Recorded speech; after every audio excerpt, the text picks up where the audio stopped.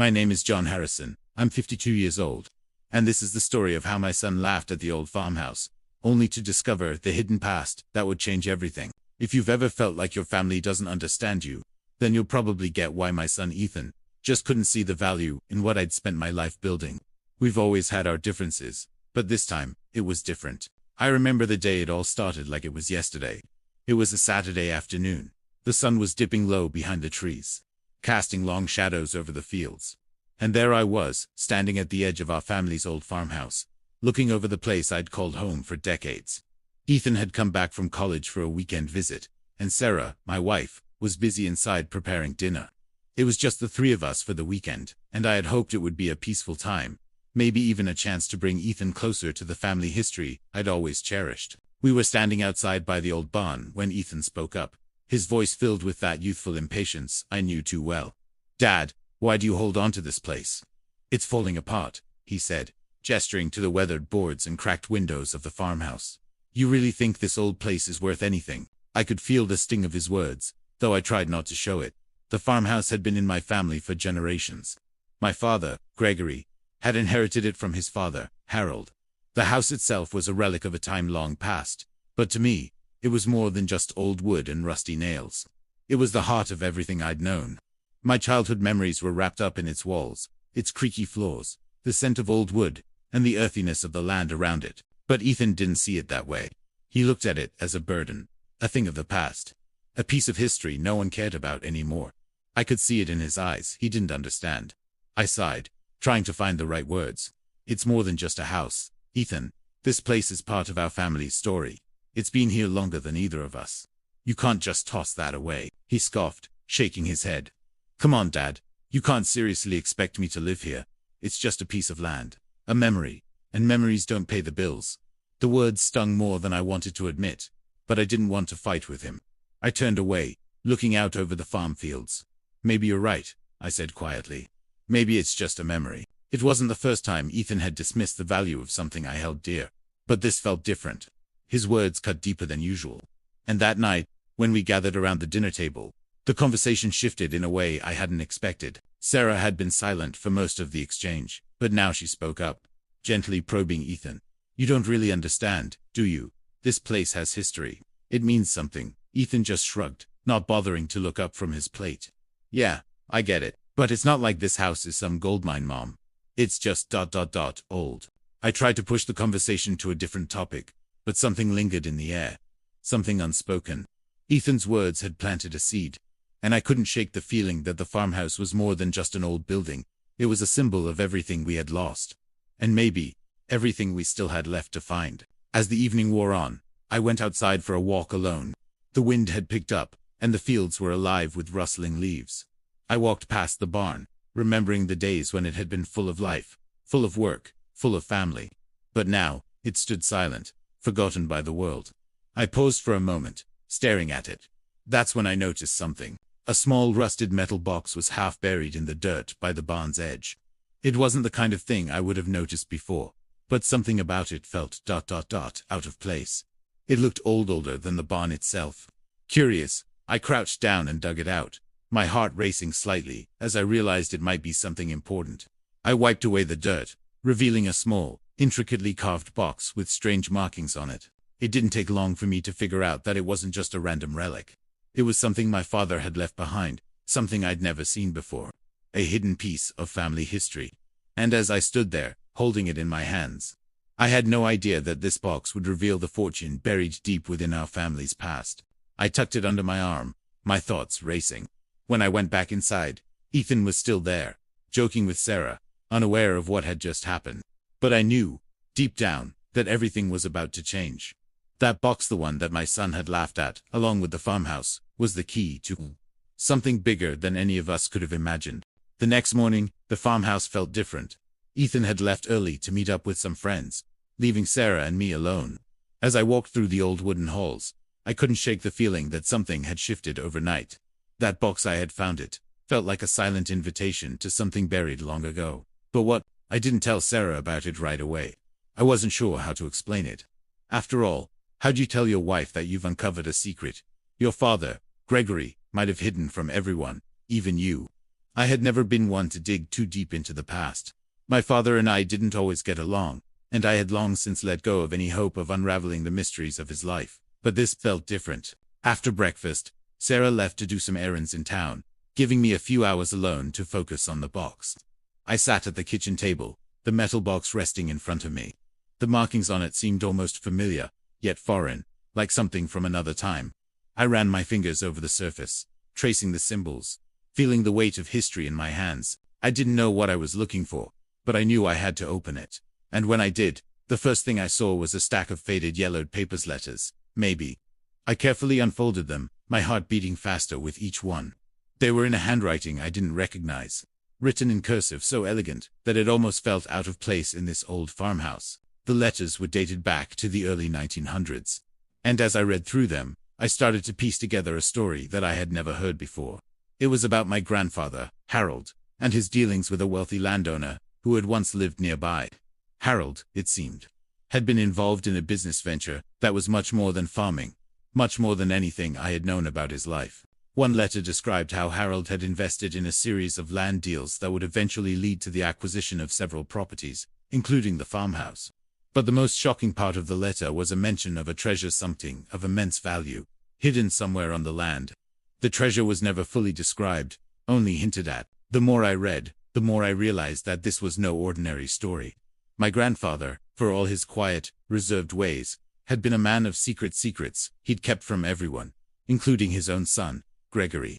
And now, it seemed I was the one who had uncovered them. I felt a mix of excitement and fear, the kind of feeling you get when you realize that you've opened a door that may have been better left closed. What if the treasure didn't exist? What if this was all just an old man's fantasy? But then again, why would my grandfather hide these letters? Why would he go to such lengths to keep them hidden? I needed to talk to Sarah, but the words wouldn't come. How could I explain this? How could I share something so, unbelievable? I didn't know if she would even believe me. That afternoon, I took the letters into town. Maggie Thompson, our neighbor, had always been someone who knew everything about everyone. She was in her 50s, a no-nonsense woman with a sharp memory and a keen sense of history. If anyone knew something about Harold's past, it would be Maggie. I walked up to her house, knocking lightly on the door. She opened it with a smile, but her expression faltered when she saw the seriousness on my face. "John, what's going on?" she asked, stepping aside to let me in. I handed her the letters, and she immediately began reading. Her brow furrowed as she scanned the pages, the weight of what she was seeing sinking in. After a few moments, she looked up at me, her eyes wide with recognition. "I knew there was something strange about your grandfather's dealings," she said, her voice low. "But this is something else." Maggie explained that she had heard rumors when she was a young girl, rumors about Harold's business ventures and his association with the landowner. But no one ever knew the full story, and over time, it had become just another piece of local gossip. She'd never thought much about it, but now, seeing the letters in my hands, she realized just how important they were. "I always wondered what happened to Harold's fortune," Maggie continued, her voice tinged with a mix of awe and skepticism. "But I never thought you'd be the one to uncover it. You should have known. John, your father never talked about it, did he?" "No," I replied, my voice heavy. "He never did. And I never asked." I sat there in silence, the enormity of the situation settling in. Ethan had laughed at the farmhouse, at the idea that it was anything but a crumbling relic. But now, it seemed that everything about this house was far more complicated than I could have imagined. The treasure, whatever it was tied to the land, to the history of the place I had called home for my entire life. But the question remained, where was it? And why had my father never told me about it? Why had Harold kept such a secret, even from his own family? Maggie leaned forward, her voice growing more serious. "John, you've got to be careful. Not everything buried in this farmhouse is a treasure. There's more to your grandfather's past than just this box. You may not like what you find." Her words stuck with me as I left her house, the weight of the box in my hands feeling heavier than ever. It was no longer just a piece of family history. It was a doorway to something bigger, something that had the potential to change everything. But I wasn't sure if I was ready for what lay behind that door. The days that followed felt like a blur. I couldn't stop thinking about the letters, the treasure, and what it all meant for my family. I kept running over the words in my mind: Harold's fortune, hidden on the land, waiting to be discovered. But as the words swirled, one question kept rising above all the others. Why had my father never told me? I didn't mention anything to Ethan yet. After all, I wasn't even sure what to make of it myself. Was this all just some far-fetched fantasy my grandfather had spun, or was there truth to it? I had to know, and I had to know for myself before anyone else found out. Sarah was caught up with her routine, so I didn't feel the need to explain the weight of what I had uncovered. It was a strange thing, holding such a monumental secret in the middle of an ordinary day. I would sit across from her at breakfast, smiling, talking about the weather, while my mind raced with thoughts of a buried fortune I couldn't even begin to understand. That's when it hit me. The farmhouse itself, the very land I had grown up on, was the key to everything. It wasn't just an old relic of the past. It was a map, hidden in plain sight. The treasure my grandfather had mentioned wasn't in a chest or locked away somewhere. It was tied to the land itself, embedded in the history of the very foundation beneath my feet. It was time to start looking. The next day, I ventured into the fields behind the house. The sun was high in the sky, casting a bright, almost blinding light over the rolling hills. I walked slowly, my eyes scanning the familiar landscape with new purpose. The land had always been a part of me, but now, it felt like I was stepping into a puzzle, one that had been scattered and forgotten by time. I thought about the letters. They had mentioned something about markings, hidden symbols, and land boundaries. It was cryptic. But the more I thought about it, the more it made sense. Maybe my grandfather had left a trail. Maybe the markings weren't just on the box, but somewhere out here, on the very land he had worked. I spent hours walking the fields, looking for anything out of place. There was nothing at first, just rows of crops and wild grasses swaying in the wind. I went down to the old creek, where I used to fish with my father when I was a boy, searching the rocks and trees, as if something might leap out at me. But there was nothing. Frustrated, I trudged back to the farmhouse, my boots heavy with dirt, and my mind clouded with doubt. Maybe Maggie was right. Maybe some things were better left buried. But then, something caught my eye. A small stone marker, partially hidden behind a bush near the barn. It looked like it had been there for years, but something about it made me stop. I knelt down to inspect it, brushing the dirt away. The stone was covered in moss, but as I cleared it off, the faint outline of a symbol appeared almost indistinguishable, but definitely there. It was a cross-like shape, with one arm extending much longer than the others, forming a shape I recognized from the markings on the box.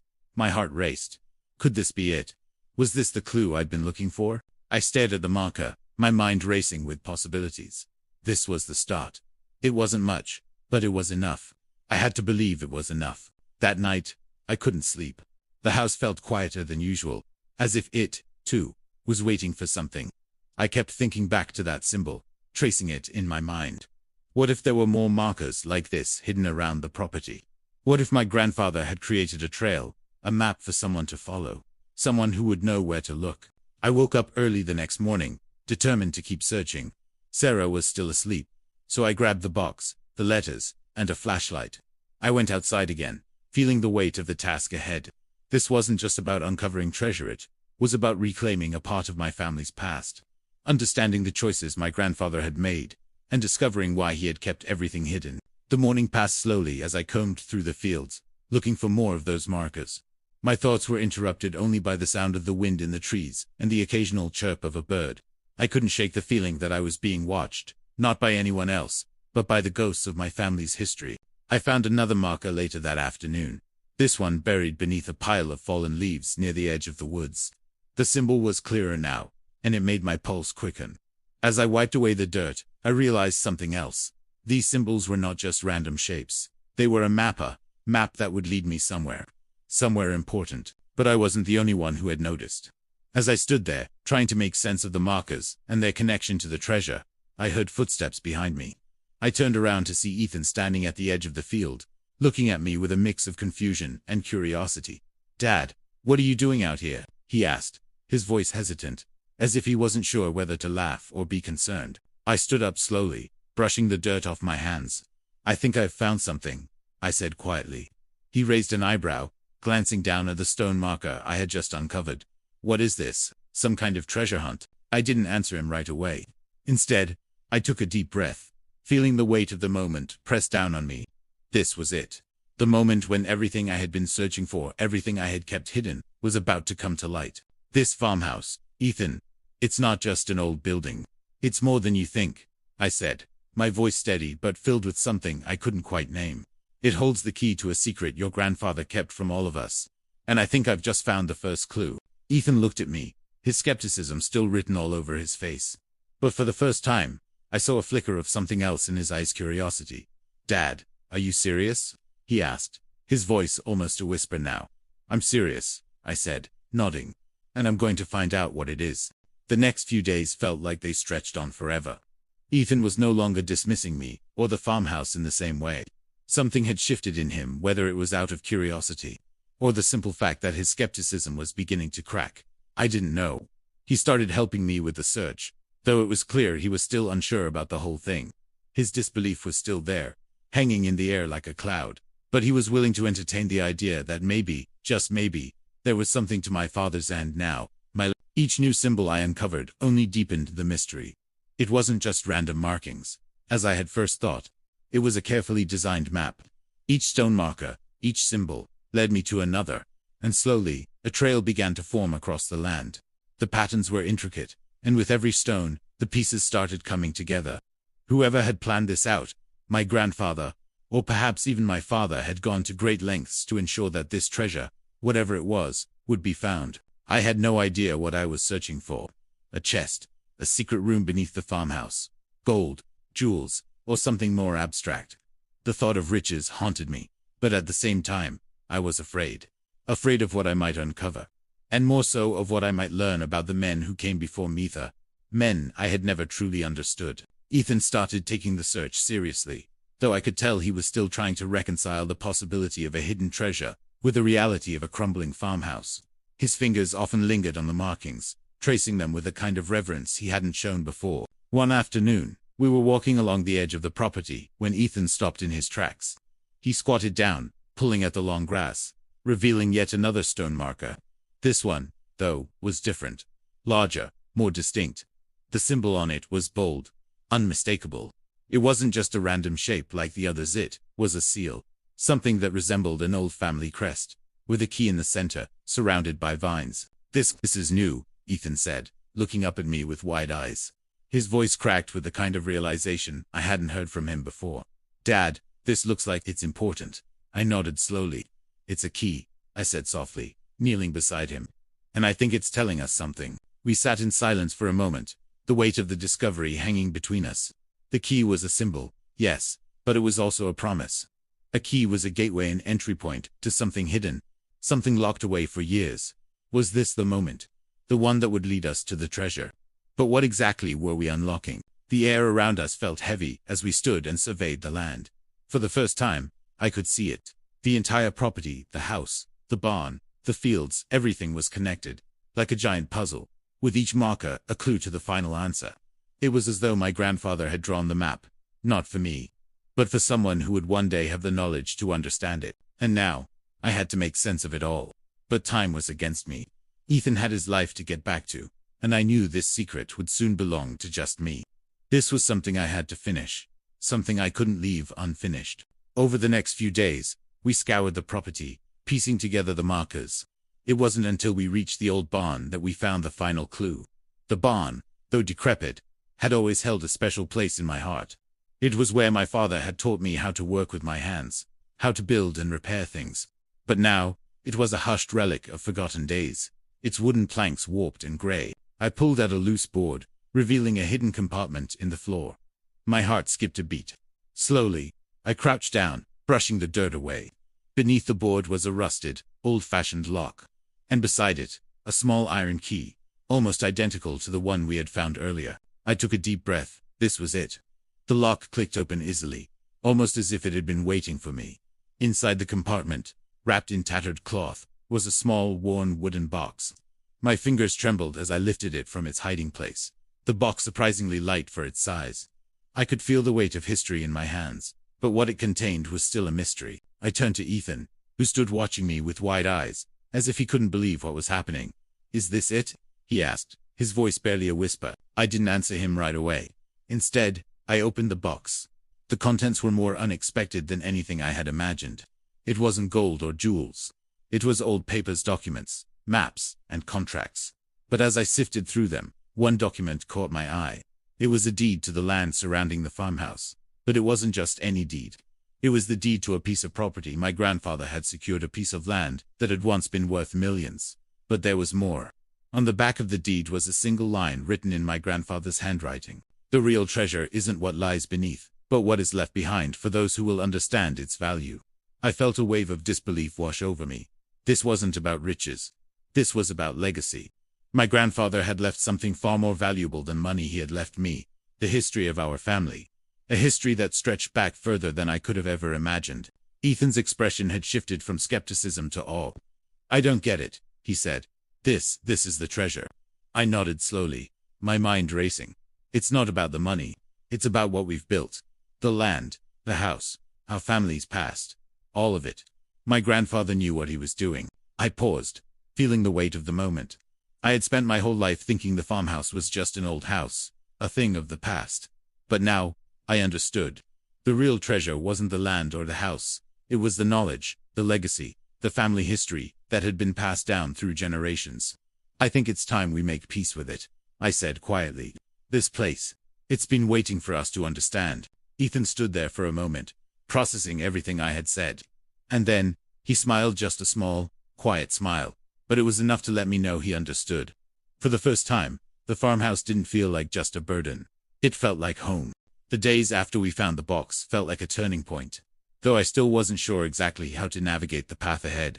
Ethan and I had spent hours poring over the documents, trying to make sense of what they all meant. The more we dug, the more I realized that my grandfather had left us not just a piece of history, but a future legacy that would guide us if we knew how to look at it. The farmhouse, once a symbol of burdens I couldn't carry, had become the cornerstone of a new understanding. But it wasn't just about the land or the hidden fortune. It was about the lessons my grandfather had left behind, the wisdom tucked into those old letters and deeds, and the family that had been built here for generations. I looked over at Ethan one evening as we sat on the porch, the fading light of the sunset casting long shadows across the fields. He was different now. The skepticism, the laughter at the old house, it was gone. There was something else in his eyes, a quiet respect, maybe even a sense of pride. "You know, I used to think all of this." He waved his hand toward the land, and the house was just a waste of time. A relic from a past I didn't care about. I smiled, the weight of our journey together settling into something familiar, something warm. "Yeah, I know. I felt the same way. But it's more than that, isn't it?" He nodded slowly, his eyes fixed on the horizon. "It's more than just a house or some treasure buried in the ground. It's everything. It's family, history. It's the kind of thing you can't just throw away." I could feel the shift in him. It wasn't just the farm that had changed. It was both of us. We had gone through something together, something that transcended just finding an old box. We had uncovered the soul of our family, the essence of what had held us together for generations. And in doing so, I realized how much I had been holding on to a past that I didn't truly understand. I had been so focused on what I thought we had lost, I hadn't seen what we still had. "I think we've learned something," I said, my voice low. "Maybe we've both been looking at this place all wrong." Ethan didn't answer at first. Instead, he looked out across the fields, his mind working over everything he had learned. Finally, he turned to me, a quiet determination in his gaze. "What now, Dad?" he asked. "What happens to this place?" I paused, thinking. The farmhouse had been a symbol of neglect and struggle for so long. But it didn't have to be that way anymore. I had spent so many years feeling like I was carrying a weight I couldn't bear. But now, I saw things clearly. It wasn't just about holding on to a piece of the past. It was about embracing it and building something new from it. "I think," I said, "we rebuild. We honor what's been lost, but we move forward. This house, this land, it's not just for us. It's for the future. It's for our kids, and maybe their kids after that." Ethan was quiet for a moment, taking it in. Then he grinned, a smile that was more genuine than I'd seen in years. "You know, Dad, I think you're right." I couldn't help but laugh. It wasn't the first time I'd heard those words, but this time, they meant something different. We weren't just living in the shadow of what came before us anymore. We were stepping into the future, taking everything my grandfather had left us, and making it our own. Over the next few weeks, we began the work of transforming the farmhouse. We fixed up the barn, cleaned the overgrown fields, and started planting again. But it wasn't just the physical labor that mattered, it was the sense of purpose we now carried with us. For the first time in years, the place felt alive again. Not just with the memories of the past, but with the potential of what it could become. "Sarah," who had been quietly supportive throughout everything, finally understood what I had been so determined to protect. As she walked through the rooms, looking at the changes we were making, she smiled, her eyes soft with understanding. "You're finally home, aren't you?" she said one evening as she sat down beside me on the porch. Her words were simple, but they held a depth I hadn't realized we had lost. I nodded, looking out over the land. "Yeah, I think I finally am." As the weeks turned into months, Ethan began to take on more responsibility around the property. He started showing interest in the farming again, not just as a job, but as something that tied him to the past, to his family.